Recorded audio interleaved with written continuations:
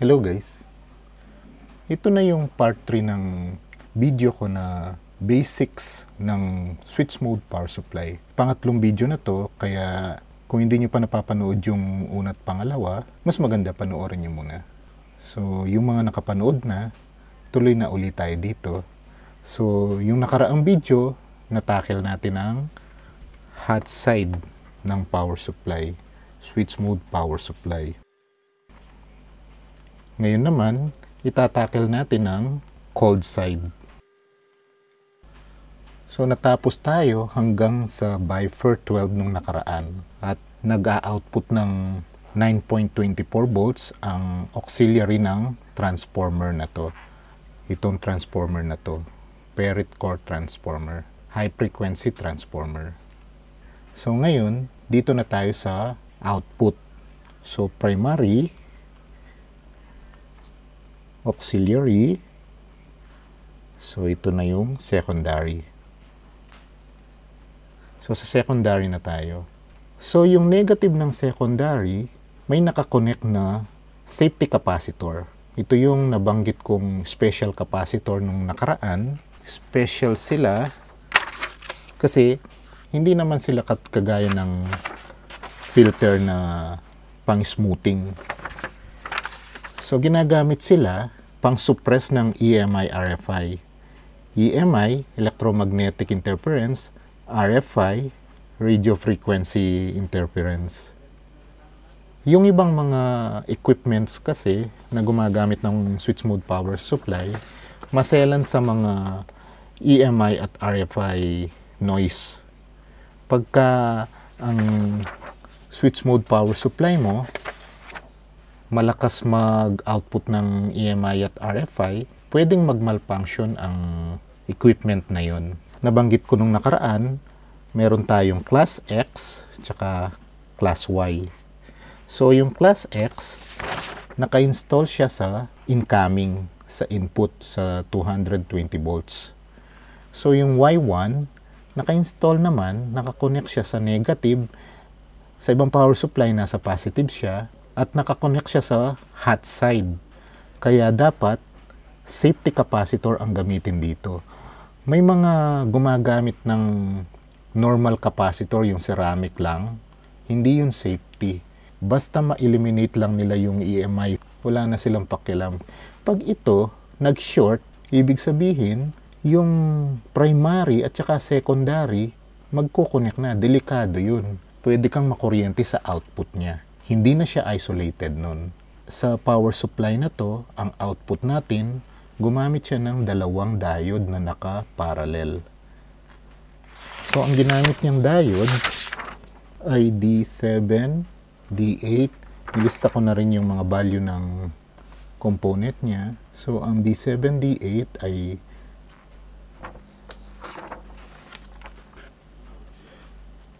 Schottky barrier rectifier siya. 1 ampere lang din. Ang difference niya sa normal rectifier, high speed ang mga to. So, since ang switch mode power supply, kilohertz yung speed niya, hindi katulad ng normal transformer.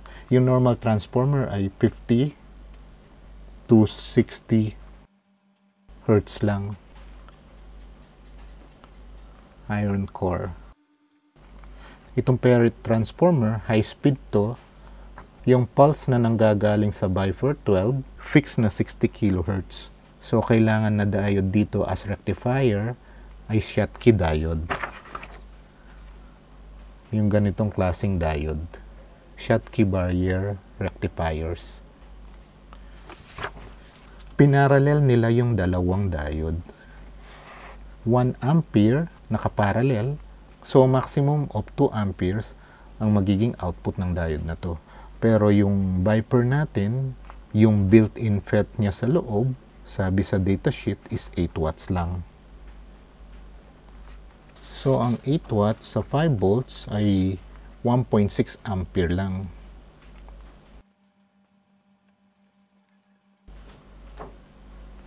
So, pwede pa sigurong tumaas sa 1.6 yan. Pwedeng umabot ng 2 amperes kaso mag-iinit na yung IC natin. yung Bifer 12A. So ito yung dalawang diode.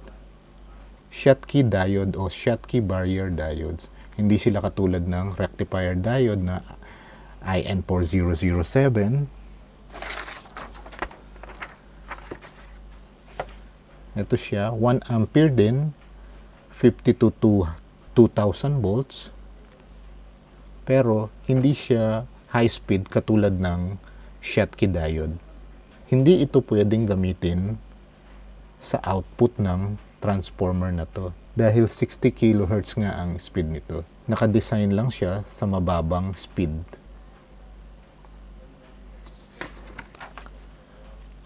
After ng diode ay yung capacitor, filter capacitor, tapos yung L2, yung coil na may paired core din, at capacitor uli, smoothing capacitor.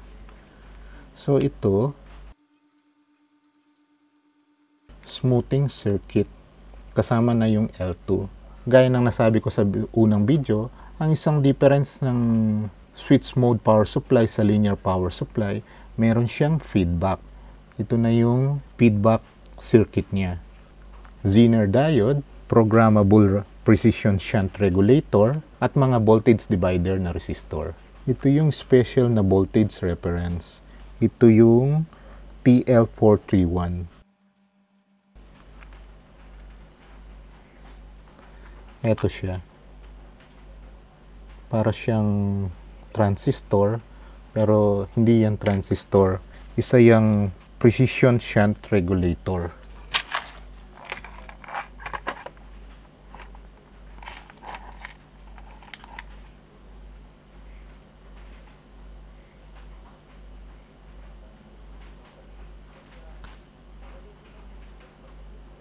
TL431A.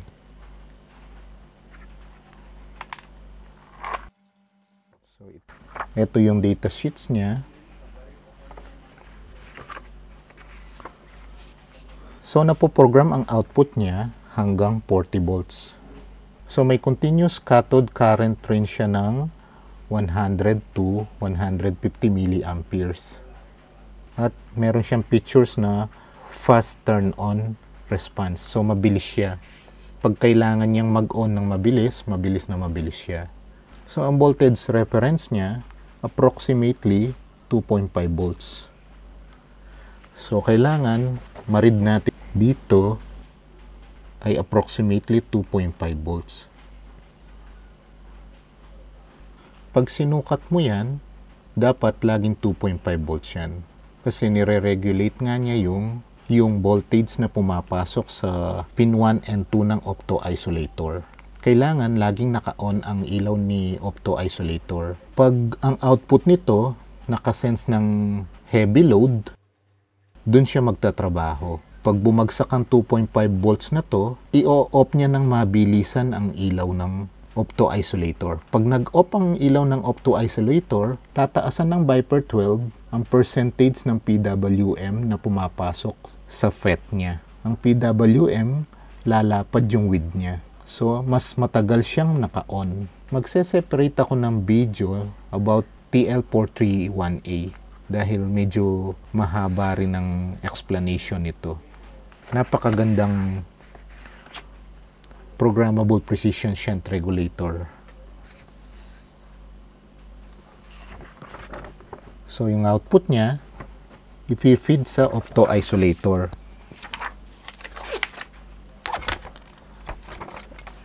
Ito naman ang opto-isolator natin. So, ang pin 1, ito, pin 2, pin 3, and pin 4.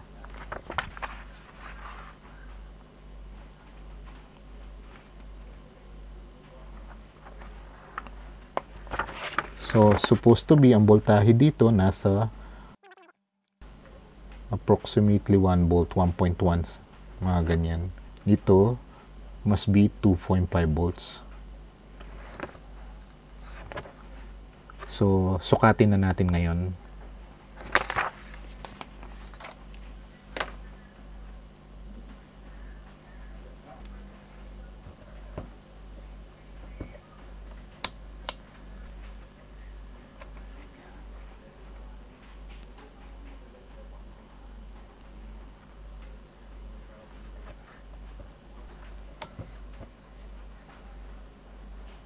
anode, cathode, reference,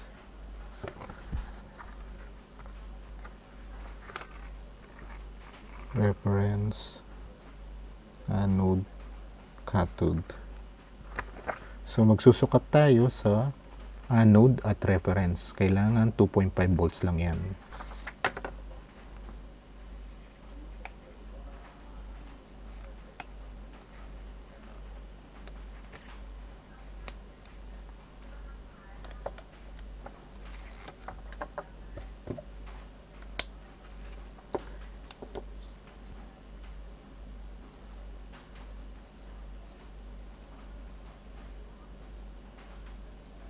Okay, eksaktong 2.5 volts. Kailangan talaga eksaktong 2.5 volts yan.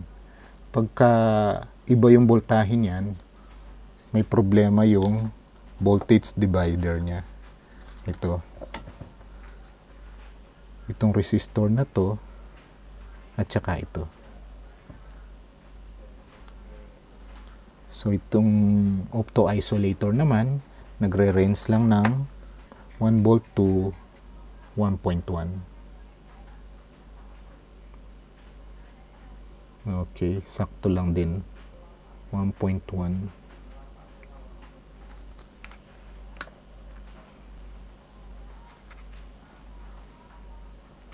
So, okay. Okay. So, ngayon, magsusukat tayo ng waveform. Bali, ang waveform niyan, meron tayong tinatawag na DCM at CCM, discontinuous conduction mode at continuous conduction mode.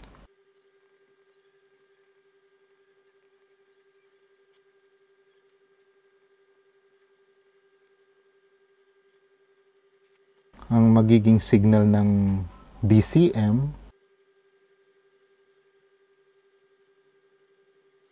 ito ang magiging waveform niyan. Ito yung ine-expect nating makita sa power supply na to. Dahil isa itong flyback switching power supply at discontinuous conduction mode ito. Pero may mga power supply na pagka tumataas ang load, pumupunta rin siya sa CCM, sa continuous conduction mode. Ang waveform ng CCM ay ganito. Malinis siya na PWM. Ito, meron siyang part na walang nagko-conduct. Hindi katulad ng CCM, laging may nagko-conduct.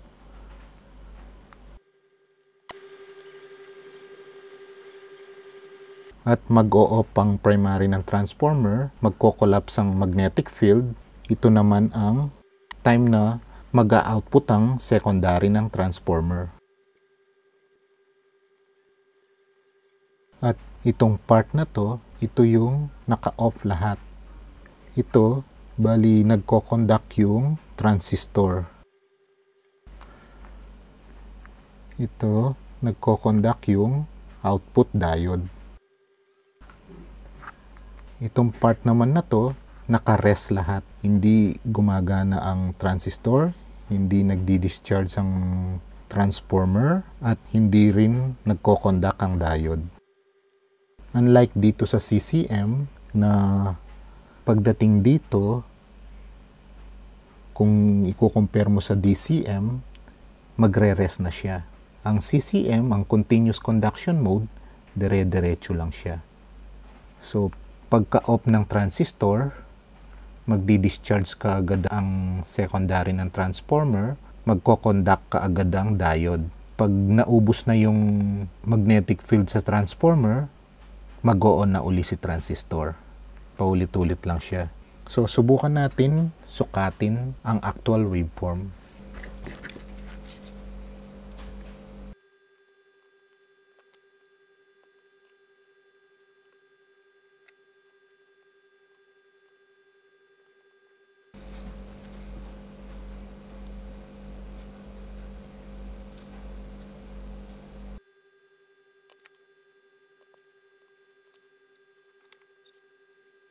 So, nag-solder ako ng wire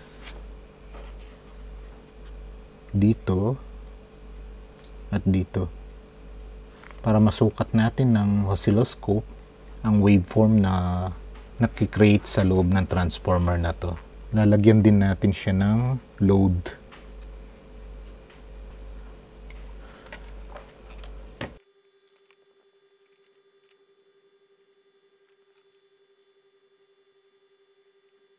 Hindi masyadong kita. Okay, gamit na lang tayo ng clamp meter. Hindi masyadong kita sa camera ang LCD display. Kuha lang akong clamp meter.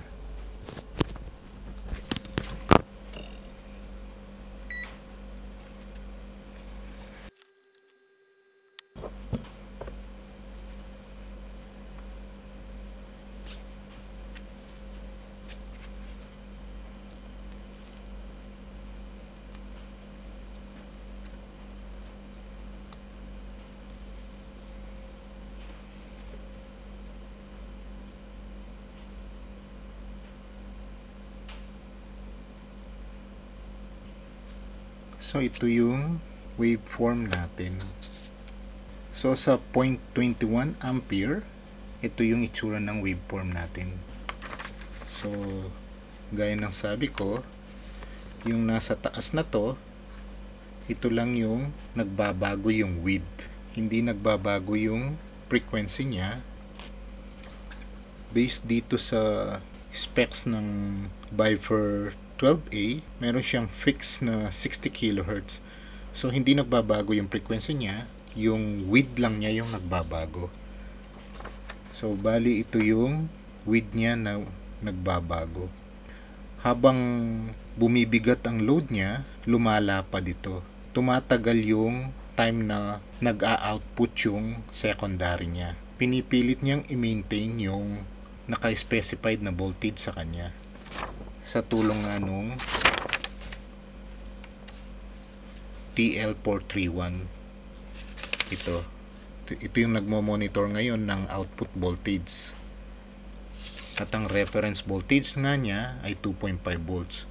Pag bumaba dyan, magbibigay siya ng signal kay opto-isolator at ipapasa naman ni opto-isolator kay Viper 12A na kailangan laparan yung width niya para makompensate yung naka-specify na voltage sa kanya. So sa 0.23 ampere, ito yung itsura ng waveform natin. Subukan nating dagdagan ang load. Gawin nating 0.29. Observe nyo yung width ng waveform niya. Habang tinataasan ko yung load niya, lumalapad yung width niya.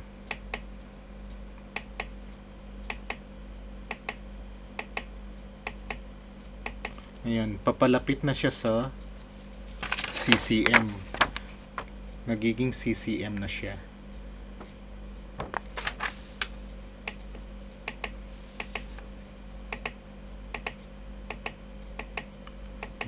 Ililimit lang natin sa 1.6 kasi mag-overheat na yung Viper 12 natin.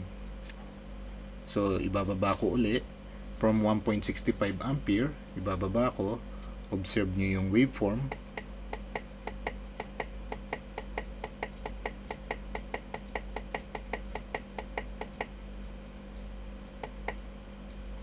Yan, bumalik siya sa dati. Pag walang load, ayan, magulo siya. Hindi nakakapag-trigger ng maayos ang oscilloscope. So, pag nilagyan ko siya ng 0.21 ampere, ayan siya. Bakit parang medyo iba siya, no? Meron siyang ringing dito. Hindi siya continuous. Kasi pag nag-collapse yung magnetic field, bali linear yung pagbagsak ng kuryente niya. Bali ganito siya.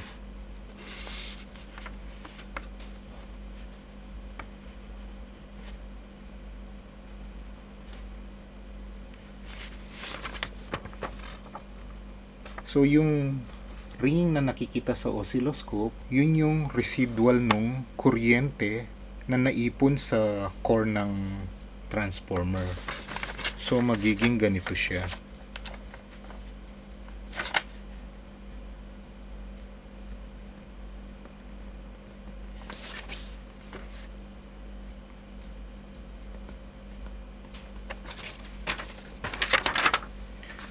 Yan.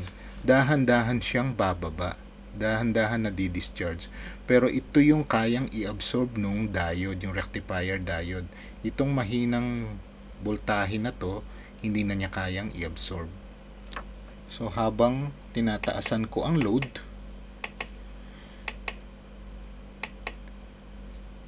tumatagal yung time na nag-output yung secondary ng transformer.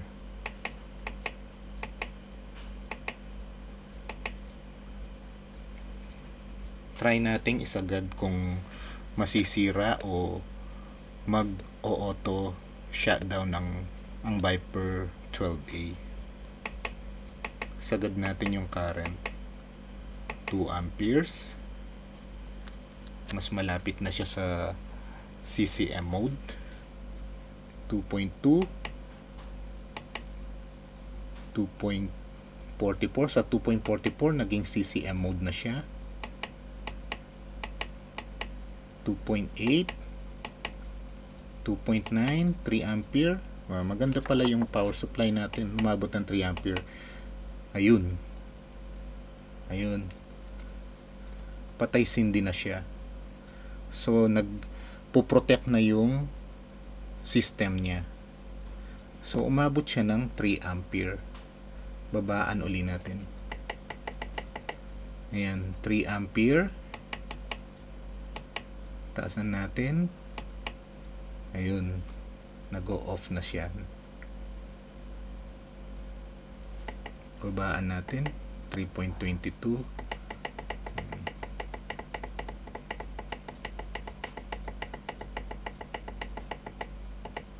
Yan.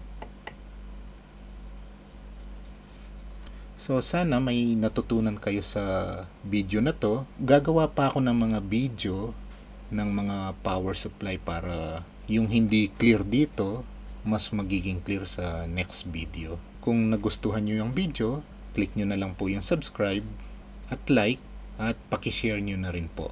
Kung gusto nyo ma-update lagi sa mga videos ko, click nyo po yung bell button. Thank you po.